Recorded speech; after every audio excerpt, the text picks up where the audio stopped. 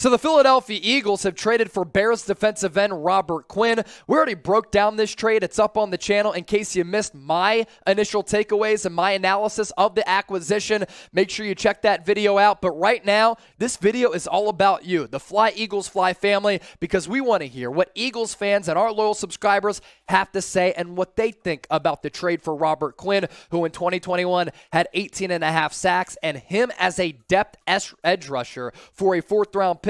Howie Roseman, he's done it once again. We begin this mailbag with this one coming in from Peter Thurman. What move would you like to see Howie make next? Backup safety? A guy like Jabrill Peppers for the New England Patriots. He's one of those targets out there that I'd really like. I thought when C.J. Gardner-Johnson went down against the Dallas Cowboys and Kevon Wallace had to come in, there was a big drop-off in the secondary for Philadelphia. And if Marcus Epps or C.J. Gardner-Johnson were to go down, that would become immediately a very big problem on this defense. So I'd try to go backup safety. After that, punt returner, kick returner, backup running back, all needs for the Birds.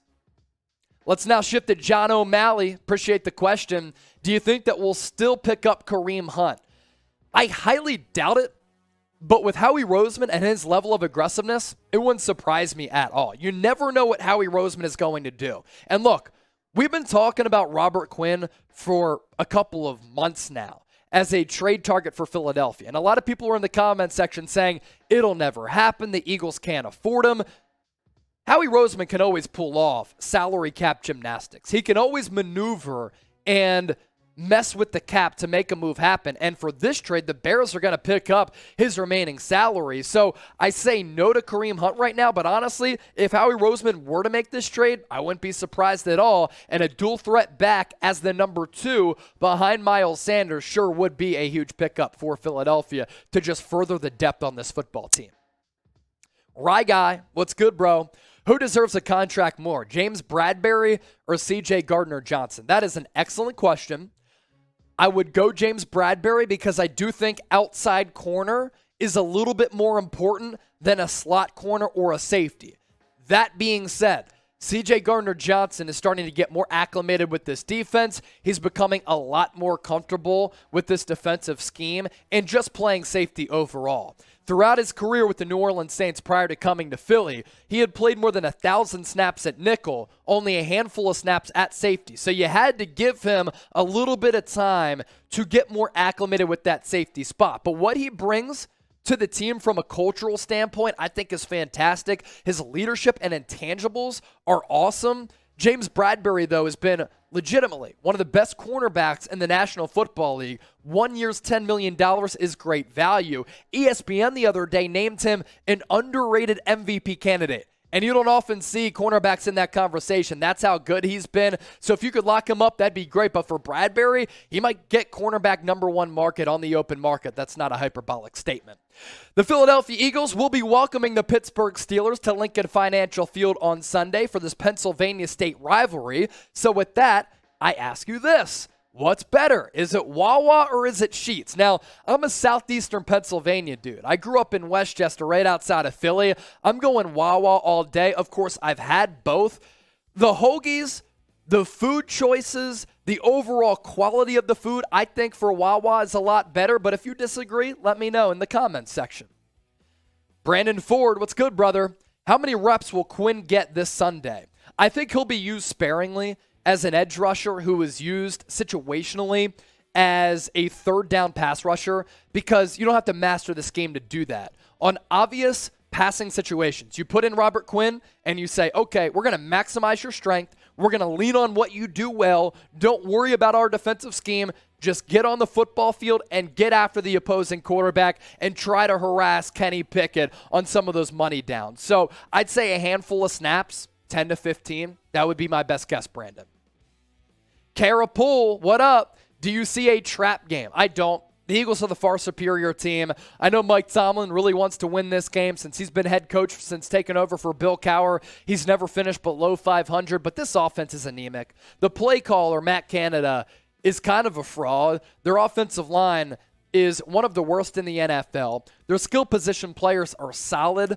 Chase Claypool, Deontay Johnson, but Johnson dropped so many passes. They're without TJ Watt, so that defense hasn't been the same. I do not see it being a trap game, Carapool. To our guy flipping the bird, 85, our MVP of our live show, Philly versus who in the NFC Championship game? The NFC is wide open.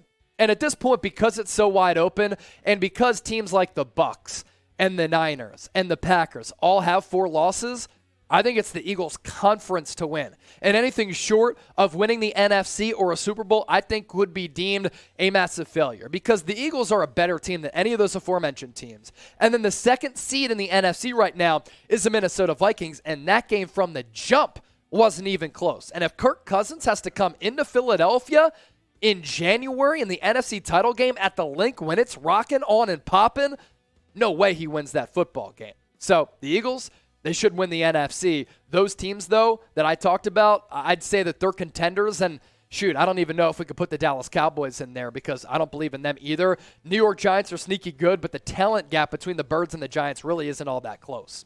Make sure you subscribe to us here on Philadelphia Eagles Now. When the Birds traded for Robert Quinn, we went live immediately. The Super Chats were pouring in, and we put out a video as soon as possible. That is the standard. Videos every single day on the Philadelphia Eagles during the year and during the offseason. So lock us in for more interactive content like this, and you guys are all the best. Appreciate the support.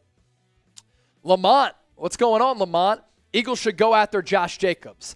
Josh Jacobs on this team would be pretty fascinating.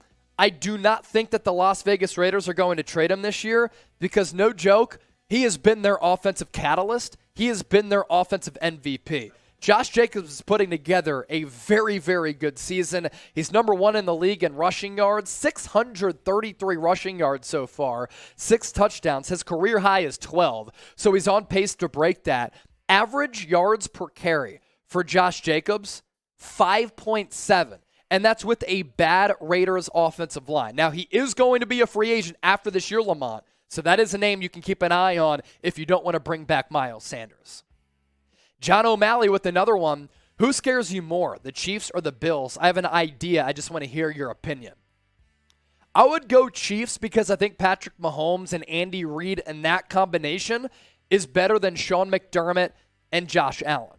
No, I think you can make the argument that Josh Allen is the better quarterback, but Patrick Mahomes has played in bigger games and he's played better in big games. So I'm going to go slight edge to the Chiefs, but both of those teams are really good. If Mahomes played like he did against the San Francisco 49ers this past week, then look out. Because when he's playing like that, the wave that the Chiefs hit you with is almost like the Golden State Warriors wave that they hit you with, where they could be down and then they come back, and before you know it, in a blink, that game is over. We're going to end out this mailbag with this. John O'Malley, type in F Dallas. He said it. I said it. I want you all to say it right now in the comment section, and make sure you subscribe to the channel. F Dallas in the chat, because every single day, it's always F Dallas.